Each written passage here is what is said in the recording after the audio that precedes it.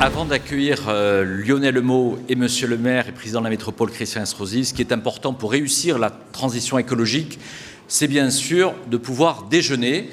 Donc on va pouvoir retrouver une activité dans quelques instants. En tous les cas, au nom de la tribune, je voulais remercier Monsieur le maire, cher Christian Estrosi.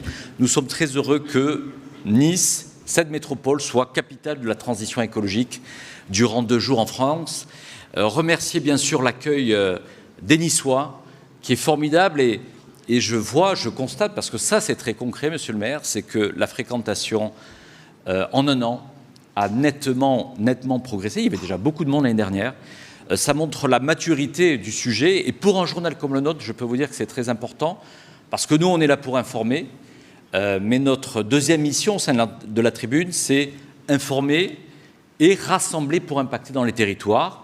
C'est pour ça que nous sommes le premier journal économique décentralisé dans les territoires, et la mobilisation en tous les cas de tous les acteurs, de tous les partenaires nous rend heureux, parce que c'est notre mission quotidienne. Voilà, je tenais aussi à remercier Lionel Meaux, à qui je vais céder la parole.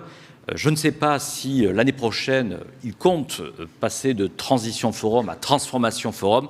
Ça, c'est un autre débat que nous aurons dans les prochaines semaines. Merci bien sûr à toutes les équipes de la tribune, à nos journalistes, à notre directrice générale Tatiana de Franqueville. Merci, Monsieur le ministre, d'être venu ici clôturer. Merci à vous tous, et je cède la parole à Lionel Meaux.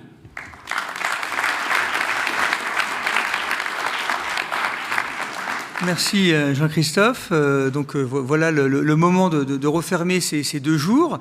Donc je tenais à remercier bien évidemment Jean-Christophe et toutes les équipes de la tribune, et bien sûr Monsieur le maire Christian Estrosi, ainsi que la métropole de Nice et effectivement l'ensemble des Niçois. Alors oui, j'ai cru comprendre qu'on voulait transformer ça en Mutation Forum à Florence.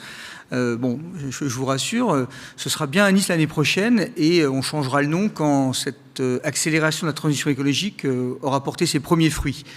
Donc, on va clôturer cette 5e édition. Donc, j'ai un peu de recul, puisque j'ai évidemment participé aux 5 éditions, parce que j'ai fondé ce Transition Forum. J'ai trouvé que les échanges de cette année avaient été de très grande qualité, très grande tenue, et j'ai quand même tendance à penser que l'ampleur de la crise énergétique à laquelle nous assistons, je dirais, aiguisé les débats, puisque en fait la réalité de cette hausse, cette volatilité des prix a rendu sans doute, pendant ces 2 jours, les débats encore plus concrets.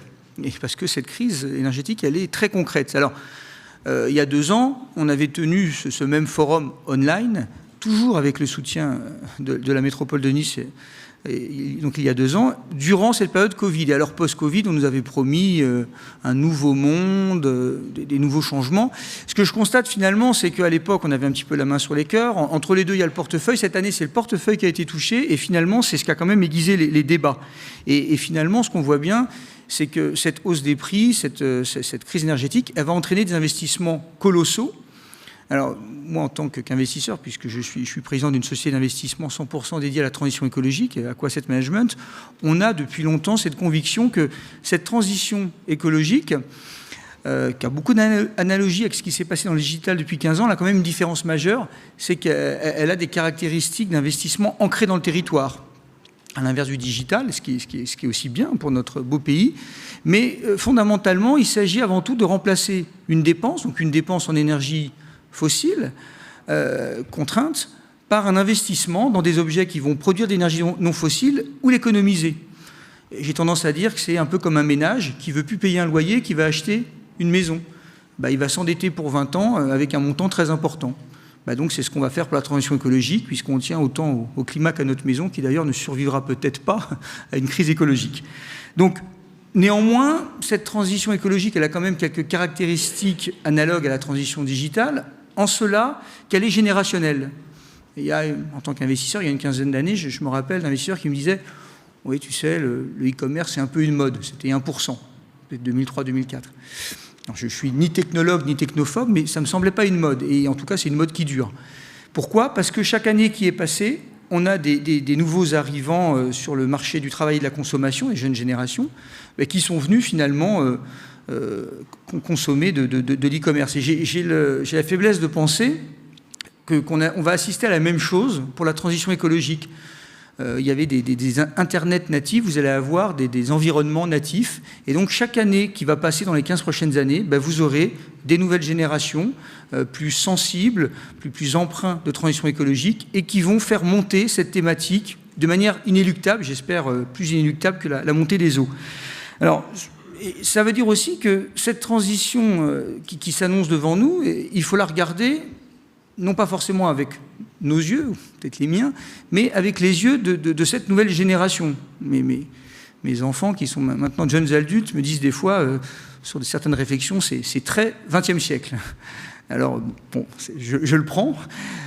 Mais ce qui est sûr, c'est que ce 21e siècle, ce sera celui de la transition écologique où il ne sera pas. Voilà. C'est une obligation, c'est une ardente obligation. Et en fait, cette obligation, je crois qu'on l'a dit durant cette table ronde, elle devrait être partagée. C'est tout l'esprit d'ailleurs de ce Transition Forum. Quand je l'ai créé il y a 5 ans, je l'ai créé avec, pour le coup, les yeux d'un investisseur qui constate que cette transition écologique, elle ne peut marcher que si très tôt dans le processus, on implique toutes les parties prenantes, décideurs publics, décideurs privés, personnalités de la société civile, start-up, financiers et chercheurs. Et finalement, c'est pour ça qu'on a conçu ce Transition Forum, et c'est aussi pour ça qu'on va pouvoir, j'espère, arriver justement à des solutions à cette accélération. La France est un grand pays, c'est le pays des Lumières, il s'agirait avant tout qu'on ne les éteigne pas cet hiver, et c'est quand même un pays qui aime le débat, qui aime la contradiction, qui a souvent tendance à être contre avant d'être pour, mais finalement la meilleure façon de mettre tout le monde d'accord, et puis surtout d'être pour, c'est justement cette concertation des différentes parties prenantes qui va nous permettre, ce qu'on n'a pas le choix, encore une fois, d'accélérer cette transition écologique. C'est une obligation. Alors, je ne vous demande pas de le faire pour le Transition Forum, ni pour moi. Je vous demande de le faire pour le climat. Mais s'il vous plaît, accélérez, faites-le. Merci beaucoup et à l'année prochaine à Nice.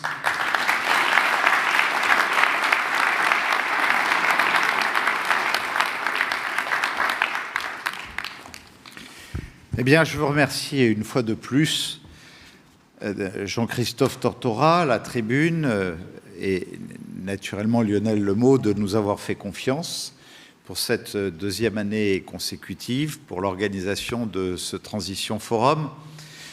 Donc naturellement, au moment de conclure celui-ci, avant de laisser le soin à mon ami Christophe Béchu de dire le mot de la fin, nous regardons cette troisième année arriver qui me fait penser que on est aujourd'hui beaucoup trop dans nos sociétés dans l'immédiateté. C'est d'ailleurs pour ça que j'ai fait des choix il y a quelques années déjà dans mon positionnement public de répondre à ceux qui me disent mais au fond où vous vous situez, même si en retraçant mon parcours, on m'identifie quand même à des endroits plutôt qu'à d'autres.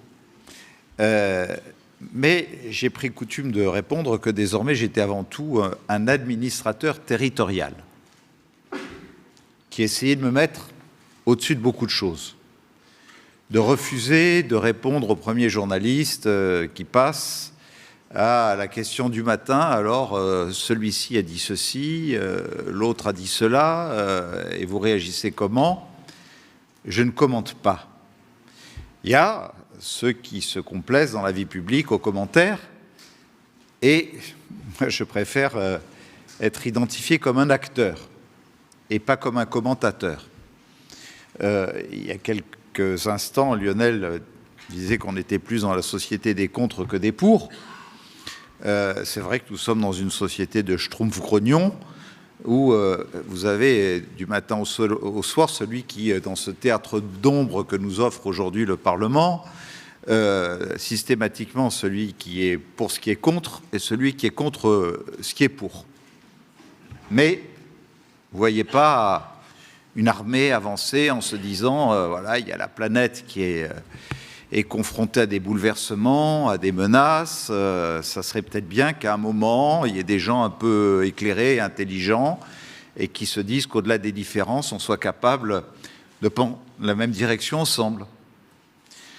Moi, j'ai partagé 2 jours de bonheur Parce que j'ai vu chacun dans leur domaine, qu'ils soient chercheurs, industriels, intellectuels, acteurs publics, etc., des gens qui, à la tête de leur institution, de leur entreprise, au fond avaient envie d'œuvrer pour la même cause et en même temps de l'inscrire sur une économie moderne.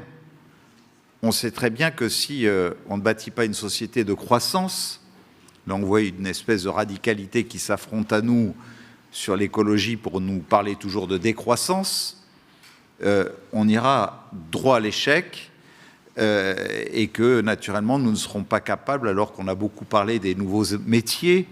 Il y a dans les 5 ans qui viennent à peu près 10% de métiers pratiqués aujourd'hui qui ne seront plus pratiqués, et 10 métiers nouveaux ou 10% de nouveaux métiers qui seront pratiqués. Il y a donc urgence aujourd'hui à former, à préparer à ces enjeux et à ces métiers d'avenir.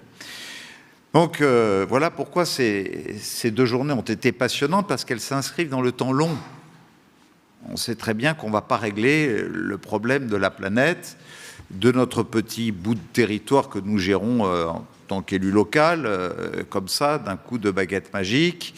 Il faut qu'il y ait des transversalités, il faut qu'il y ait des partenariats, il faut qu'il y ait de la compréhension. Il faut réformer nos propres administrations. C'est pas facile pour l'État, mon cher Christophe, d'habituer des gens qui, pendant 40 ans, travaillent dans le même bureau au 5e étage de Bercy et de dire maintenant, on ne va plus travailler comme ça. Et dites-vous une chose, que même dans une mairie ou une métropole, on est confronté exactement au même problème pour leur expliquer que ce serait bien qu'ils voyagent, ça serait bien qu'ils fassent de la requalification, de la reconversion, qu'ils s'habituent à tout ça. Bon. Mais on sent que petit à petit, il y a des mouvements qui sont en route grâce à des événements comme celui-ci. Et donc, je ne peux que m'en réjouir.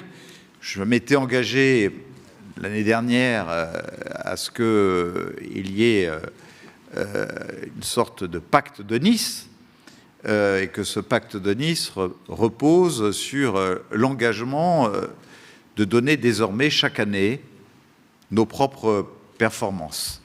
Et donc, je veux vous indiquer que dans quelques minutes, j'attendais cet instant pour que quelqu'un derrière cet écran appuie sur le bouton, nous allons mettre en ligne tout simplement le baromètre de la transition, transitionécologique.nice-côte-d'azur.org, sur lequel seront affichés désormais tout ce qui sera la hausse, tout ce qui sera la baisse de nos performances, mais qui indique d'ores et déjà qu'entre 2019 et 2025, nous sommes bel et bien sur une courbe de 40% d'inversion des choses, avec nos partenaires de l'Université Côte d'Azur, de l'Institut méditerranéen des risques de l'environnement et du développement durable, d'Atmosud qui est là pour vérifier nos données, de l'ADEME et des bureaux d'études de CETEC Environnement. Je ne rentrerai pas dans ces détails.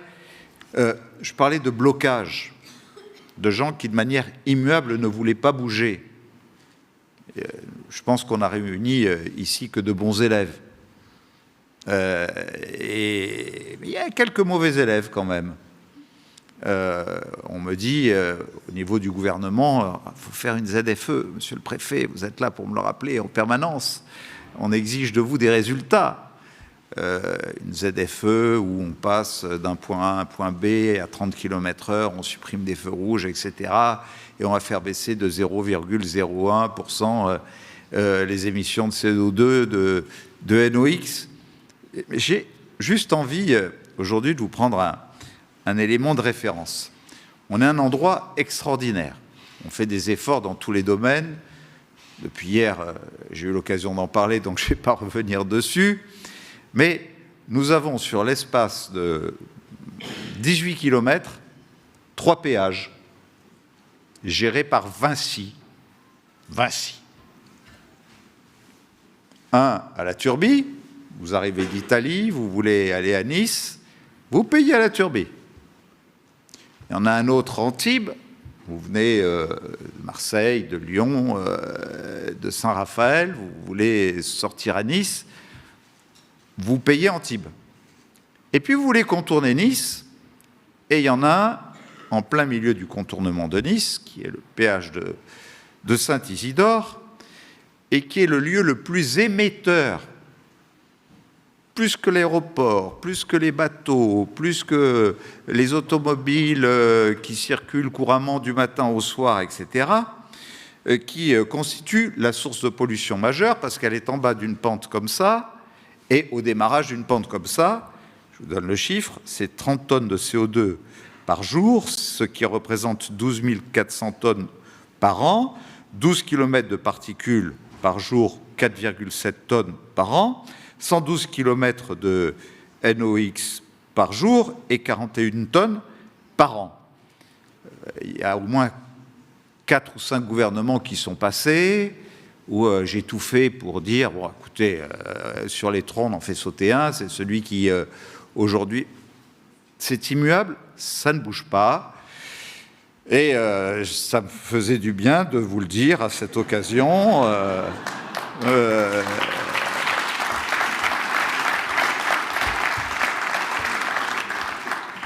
Et je prends une autre illustration sur des choses, puisque tout à l'heure, un intervenant a dit des choses passionnantes sur la planète. On n'a pas de frontières. Nous sommes présidents d'Euromed. Depuis plusieurs années, on nous a fait cette confiance. Et naturellement, Euromed, ce sont les villes du Nord qui, pour la Commission de Bruxelles, réunissent des moyens, obtiennent des cofinancements de Bruxelles. On est dans une mer fermée, la Méditerranée, pour nous protéger des pollutions qui nous viennent des côtes sud.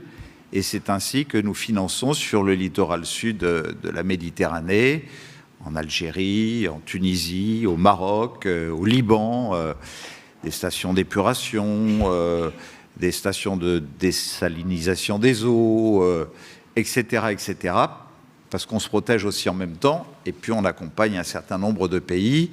C'est ce côté vertueux. Puis la Méditerranée, c'est un lieu aussi où le thon rouge, vous le savez, mérite d'être protégé.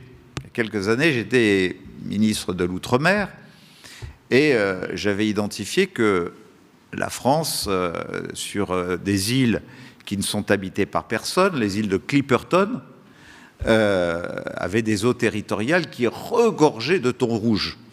Et donc je disais, il faut qu'on subventionne nos pêcheurs de la Méditerranée pour qu'avec des camions, des bateaux frigorifiques, ils puissent aller pêcher dans nos eaux territoriales pendant 6 mois, ils reviennent, ils font le plein, et pendant ce temps, on économise les thons rouges de la Méditerranée occidentale, on les protège et on leur permet de se reproduire et de se redévelopper. On m'a dit, ah oui, mais il y a 20 ans, on a signé un accord avec le Mexique pour leur permettre d'aller pêcher le thon français rouge des îles de Clipperton, donc c'est difficile de revenir dessus.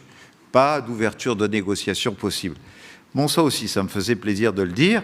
C'est vous dire que, naturellement, il ne faut pas regarder que chez soi et qu'il faut regarder la contribution qu'une ville, qu'un territoire, qu'un pays peut apporter à la transition qui doit se regarder sur le temps long.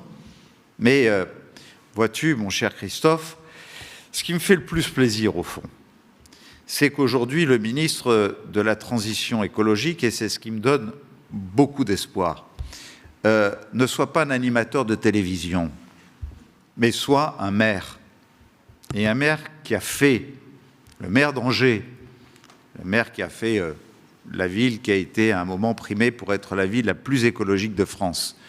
Je vois quelquefois quelques commentateurs qui font du Béchu bashing. D'accord ? Parce que tu n'as pas le profil de ce qu'on avait l'habitude d'avoir traditionnellement comme ministre de l'Environnement. Et moi, je veux dire, je suis plutôt rassuré. Et qu'au moment où nous avons besoin, nous les maires, d'un choc de décentralisation qui permette d'accompagner l'État, le gouvernement, pour qu'on fasse des additions territoire par territoire pour atteindre les objectifs que le président de la République, le gouvernement français, l'Union européenne nous a fixés.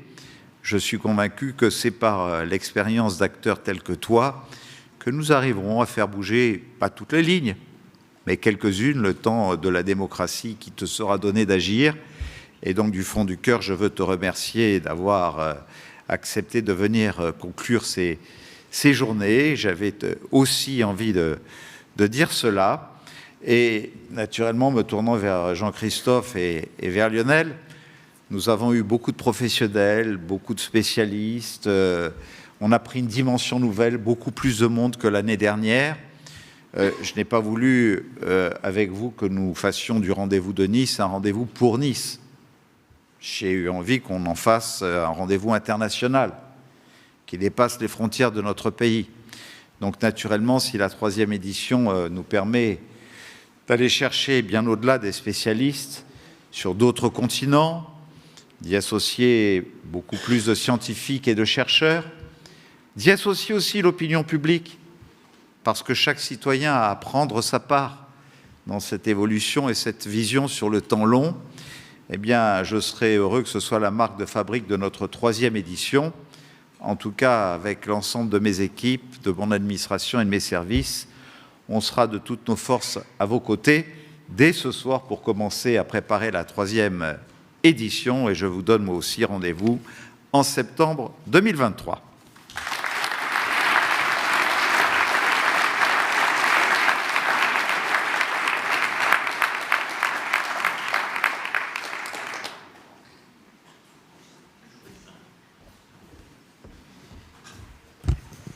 Monsieur le Président de la Métropole, maire de Nice, cher Christian, Monsieur le Préfet, je voudrais saluer les parlementaires qui sont ici, l'ensemble des élus et chacune et chacun en ses titres, grades et qualités, avec évidemment une mention particulière à la fois pour le Président du Transition Forum et une mention évidemment pour le Président de la Tribune. Merci infiniment de m'avoir invité parce que c'est un événement qui donne de l'espoir et je comprends qu'il se tienne ici à Nice où il y a un microclimat. Ce microclimat, et qui est évidemment sans lien avec les discussions que nous avons pu avoir, c'est l'habitude de faire en sorte de faire se rencontrer les mondes. C'est l'obsession de se demander comment on fait qu'une ville, pas seulement dans les épreuves, et Dieu sait que vous en avez eu, elle soit capable de faire corps. Ici, on a des chefs d'entreprise, on a le monde académique, on a les citoyens, on a les gens de l'étranger qui sont invités à se retrouver, à participer à des tables rondes, à venir entendre, écouter, mais aussi à donner leur avis, à poser des questions. Et cette marque de fabrique, c'est celle d'un territoire où on a l'obsession de construire un récit collectif et de faire en sorte de tracer un chemin, une vision. C'est la marque de fabrique de ceux qui, autour de Christian Estrosi, depuis des années, dans cette ville, font en sorte d'imprimer une marque qui force le respect partout en France et qui fait de ce territoire un lieu d'inspiration. Et il y a peu de sujets, autant que celui de la transition écologique qui nécessite autant d'avoir cette approche. Parce que si c'est le sujet de quelques-uns, si c'est le sujet des scientifiques ou des spécialistes ou d'une classe d'âge ou de certaines entreprises pour des raisons qui sont seulement commerciales, si chacun se préoccupe de faire la transition de son côté, sa transition, sans regarder comment on planifie tout ça, on ne sera pas au rendez-vous. Je ne suis pas venu délivrer un discours pessimiste, parce que précisément, je suis convaincu que des événements comme cela, ils marquent des accentuations dans la prise de conscience et ils nous rapprochent de ces feuilles de route de solutions. Alors, je ne vais pas être plus long parce que beaucoup de choses ont déjà été dites, mais je voudrais remercier à ce forum d'exister. Je voudrais me réjouir de l'engagement qui vient d'être pris, qui en est une nouvelle édition l'année prochaine et une occasion de regarder comment approfondir, comment prolonger ce type de débat. Et je pense même que ça peut donner des idées à d'autres territoires. Parce que le modèle sur lequel, par grappe de villes, dans certains départements, dans certaines régions, on pourrait mobiliser des communautés locales pour qu'elles se demandent ce qu'elles peuvent faire pour avoir une territorialisation de ces transitions dont on a besoin, c'est sans doute un des leviers, avec la formation, avec la mobilisation des finances, avec les décisions législatives ou nationales qui pourraient être prises, sur lesquelles les choses pourraient aussi se déployer. Un immense merci à toutes celles et tous ceux qui l'ont organisé, un immense merci à la Tribune, au Transition Forum, et évidemment, un immense merci à la ville de Nice et à toi, mon cher Christian. Merci à tous.